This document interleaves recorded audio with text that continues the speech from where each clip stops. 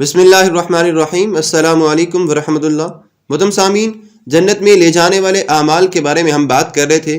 علم دین پڑھنا اور پڑھانا بھی جنت میں لے جانے والے اعمال میں سے ایک بہت ہی اہم اور شاندار عمل ہے۔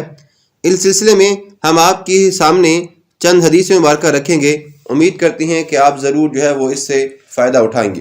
حدیث نمبر 1، کثیر بن قیس رضی اللہ تعالیٰ عنہ سے روایت ہے کہ انہوں نے کہا کہ میں حضرت ابو الدرداء رضی اللہ تعالی عنہ کے پاس دمشق کی جامع مسجد میں بیٹھا ہوا تھا، تو ایک آدمی آیا اور کہا کہ اے ابو الدرداء رضی اللہ تعالی عنہ، میں مدینہ منورہ سے ایک حدیث سننے کے لیے آپ رضی اللہ تعالی عنہ کے پاس آیا ہوں۔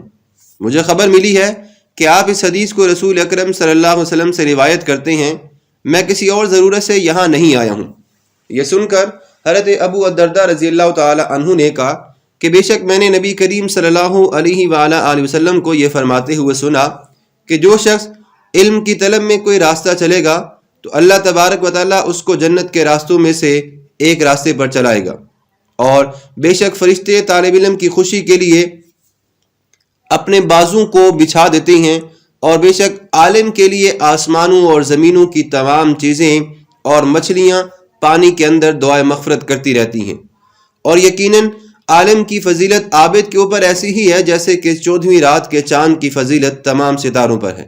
اور یقین رکھو کہ علماء انبیاء علیہ السلام کے وارث ہیں، اور انبیاء علیہ السلام کی میراث درہم و دینار نہیں ہے، بلکہ انبیاء کرام علیہ السلام کی میراث تو علم ہی ہے، تو جس نے اس کو لے لیا اس نے بہت بڑا حصہ پا لیا۔